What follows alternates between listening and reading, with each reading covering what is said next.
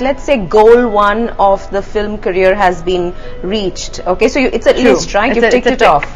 Tick. There's a tick. People now know who you are, and they like your family films, your family entertainers. Big fan following, seen as a hit, called a mascot for many film stars, whatever it is. Yeah. Okay, getting paid full price for films for special appearances. So that's tick one. Tick one. Tick two. So tick two would definitely be now the next step. Doing a little more intense cinema, doing films which will get a little bit more, prove yourself as an actress. Let's not live in a fantasy world also. Doing those kind of films are great, but you do need to show other aspects to your personality, which I think I believe I did with New York, and I got a fantastic response for it. So that also encouraged me now to look towards that kind of diversity. You want that, it's important to you personally. It is very important. Had New York not worked, I would have been questioning my decision. I would have been questioning myself as to why did I have the time of my life on the film. You know, what went on here. But seeing as New York got the same, they got the same response from the audience that it had from me, it was so reassuring that okay, no, I am correct in my feelings. So what is driving this desire? Is it ambition? The desire to be better. Is it an ego? It's the desire to be better. It's a desire to be better, and the desire for people to see, as an actor, not think of you as a wind-up doll. Is that somewhere something no, that's let me try and explain this. As an actor, you are an actor because you want people to know you and come and see you. Okay? That's the bottom line. Right. You love films. You want to be a part of this magical moment for these 2 hours in the cinema. But now I've come to that place where I feel I need people to see more of me. What I am. I'm not one-dimensional. Neither are you, nor is any human being. There are other dimensions to me, and I need to die when I will die, when my life is over. I need to know that I did everything and tried everything I could in my career while I had the opportunities. I think you were what? I've been reading 17 or 18 when you came into this country, into this business. Yes. 6 years. Yes. Boom was your debut, completely forgotten. Was it important for people to forget that? Because that kind of a debut may not have resulted in this kind of not at all a career. And completely required, and completely what is the word to use? I mean, a lot of people say that it is really just destiny and in one's kismet, because it's not that a debut like that could have finished a lot of people.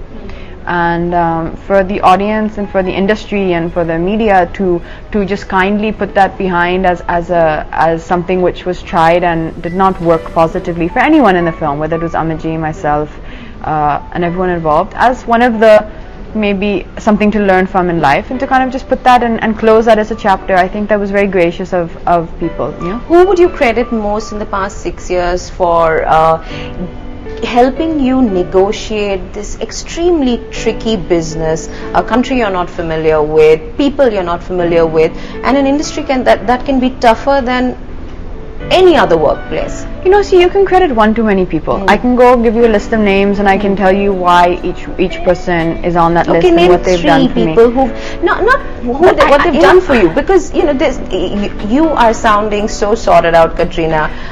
It's amazing. And you must be what, 24? Not in your control. You're 24, 25, now 23? this year, so. Yeah. It's not in your control. Where does this maturity come from? Because it comes from people around you, it comes from besides your own thinking? No, it comes from being level-headed and being realistic. I don't get carried away with success. I don't go home. How come? Because of what I've seen, and because probably I've come here as an outsider. I don't go home and think I'm a big star and now, you know, and start throwing my weight around. I don't do that. I'm very careful about where I am in my life. I'm very conscious that I'm working hard and making steps towards bettering myself, even if it's just a little better with every film. It's realizing life, realizing that there's not a lot of logic. There's a lot of people who are beautiful, who are talented, who do not become or make it successfulyou in this film industry. So a lot of these things are not in our hands. This is, as we say, it's in your destiny. If you're blessed by God, or if God sees fit to give you what your heart happens to desire. There are a lot of people who have not made it, and who still are not making it. There's no reason for it, and I can see that. I always see that. I'm like that way I think I'm quite I've always had my eyes open as to what's So do you going touch around wood me. all the time? We all do that as a joke, but Yeah. honestly speaking, I pray a lot, and I'm a firm believer in that. 2-3 people who have perhaps You're not gonna helped let me get ground away from you. that. No, because sometimes it's nice to say thank you. Now, I can go on and on. Okay, so let's not. 3 people. You want 3 names? Definitely a person who has definitely guided me, and as we keep talking about the groundedness and keeping your feet on the ground, and every time I may have had a big success and I would come running and saying, look, it's like going to show the school teacher, look, I got these marks, and this, yeah, it's okay, good, nice, Agi. So definitely that person, that factor in my life would have been Salman.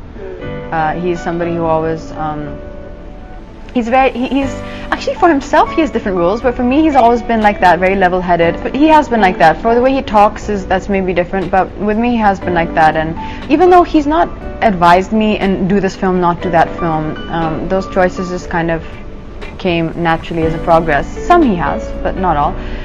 But as we're talking about, as being grounded and seeing reality and not getting carried away in the clouds, then I think he has been that voice of reason for many years.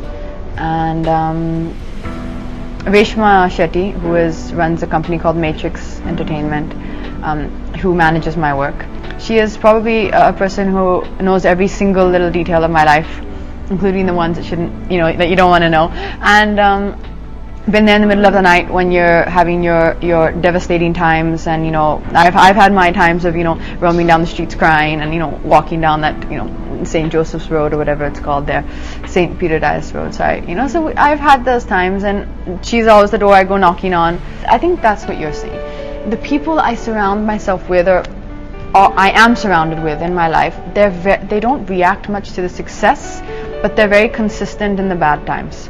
I think that support and that system is very integral. If imagine being surrounded by people who go, success, yay, party, and then you're like, man, I didn't get this film, or something happens in your life and there's nobody there. What the third name? No, you wanted. It's really up to you. Wait, I'm trying to find one for you. I think I'm going to say, and I mean there would be maybe people who don't agree, but I think the third name for me definitely would be Akshay. When he kind of started doing films with me, our first film was so-so. It was an average film. It wasn't a blockbuster film. But his faith in me, and was always on the basis of one thing. He just said, I saw your picture on a magazine cover, and I believed your look was very right, and that there was something in you people were going to like. There was a quality in you people were going to like. And I saw your dedication to your work, and I said, everybody deserves a chance. I being Akshay had come here and had to struggle, and you need those people to give you those breaks, otherwise where are they going to come from?